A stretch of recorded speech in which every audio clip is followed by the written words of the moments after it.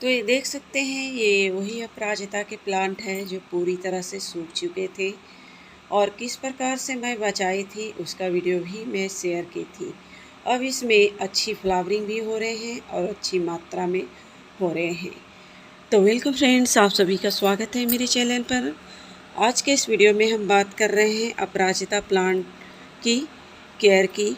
किस rainy season में अपराजिता plant की क्या केयर करनी चाहिए, इस समय कौन से फर्टिलाइज़र डालनी चाहिए ताकि ज़्यादा से ज़्यादा इसमें हेवी फ्लावरिंग ले सकें।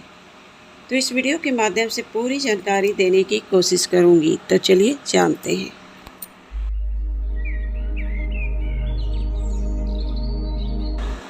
जैसे कि आप सभी को मालूम है, अपराजिता एक शुभ पौधे के साथ साथ गुणों से भरपूर औषधीय पौधा भी है। चाहे इसके फूल हो चाहे इसके पत्तों, औषधीय रूपों में भी इसका विशेष महत्व है।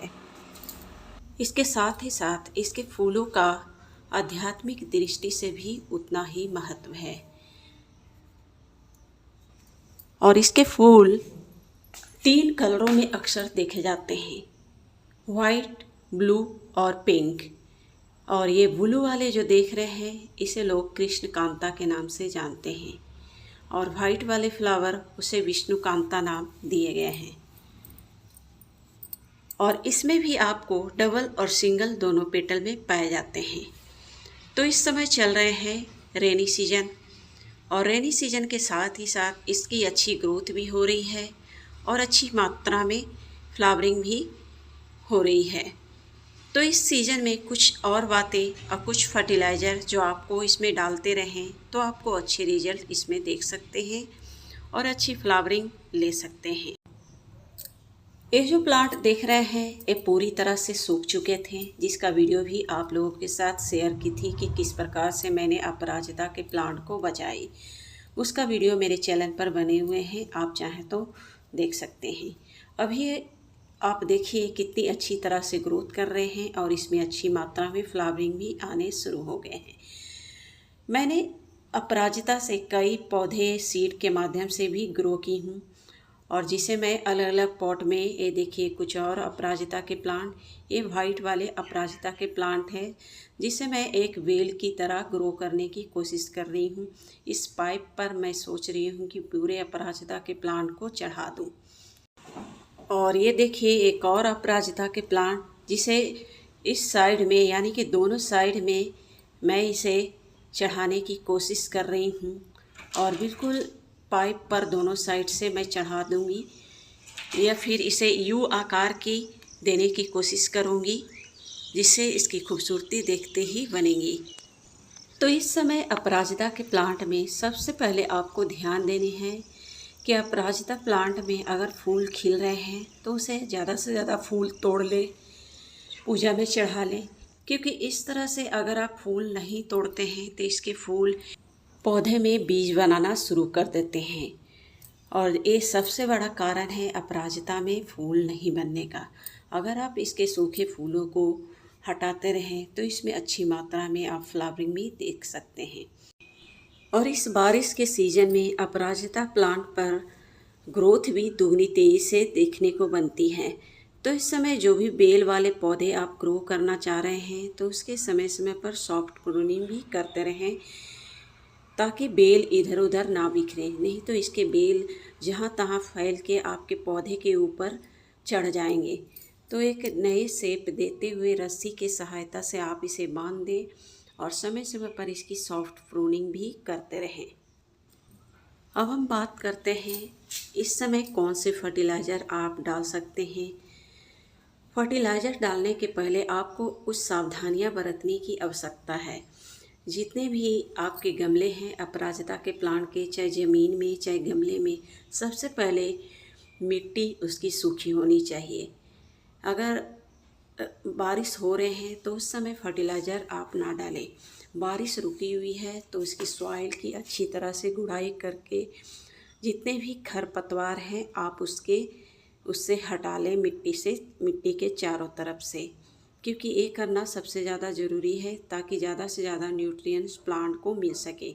क्योंकि खरपतवार रहेंगे तो आधा न्यूट्रिएंट्स खरपतवार ही ले लेते हैं।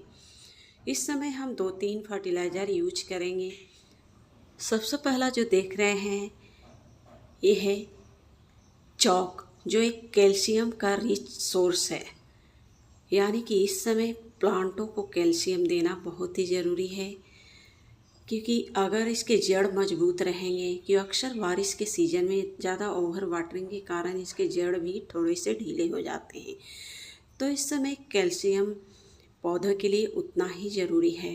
कैल्शियम के लिए आप चूना का भी यूज कर सकते हैं, या फिर आपके घर में बच्चों के चॉक जो होते हैं उसका पाउडर फॉर्म में भी यूज किया जा सकता है। कैल्शियम आप महीने में एक बार पौधे में डाल दें, जिससे आपको फ़ायदे बहुत सारे दिखेंगे। सबसे पहले तो पौधे की रूट मजबूत होगी, और बहुत सारे जो न्यूट्रिएंट्स इस समय जो रहते हैं, अगर कैल्शियम की कमी होते हैं तो वो अवशोषित भी नहीं कर पाते। यानी कि पौधे में बहुत सारे न्यूट्रिएंट्स को खींचने की क्षमता को भी विकसित करते हैं कैल्शियम।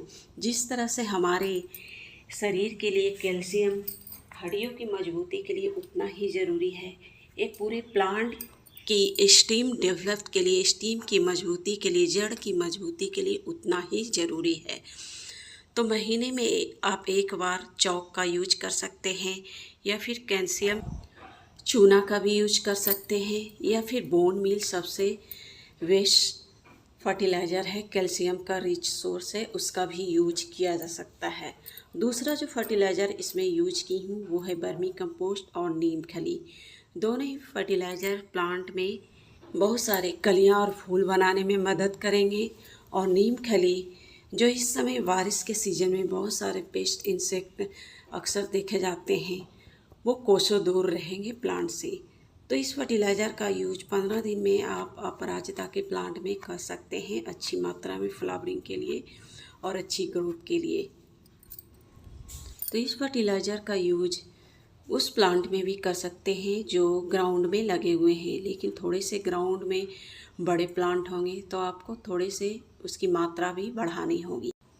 इस फर्टिलाइज़र का यूज 15 दिन में भी आप अपने अपराजिता के प्लांट में कर लेते हैं तो प्लांट की ग्रोथ भी हेल्दी होती है, पेस्ट इंसेक्ट भी कोसों दूर रहते हैं, और इसमें कलियां और फूल ढेरों मात्रा में आते रहते हैं। इस समय आप चाहें तो डीएपी फर्टिलाइज़र भी यूज किया जा सकता है अपराजिता के प्लांट में। डीएपी 1 चम्मच के करीब आप मंथ में एक बार भी आप डाल दें तो इसमें आपको अच्छे रिजल्ट देखने को मिलेंगे। तो फ्रेंड्स, मिलते हैं फिर नेक्स्ट वीडियो पर, तब तक के लिए धन्यवाद।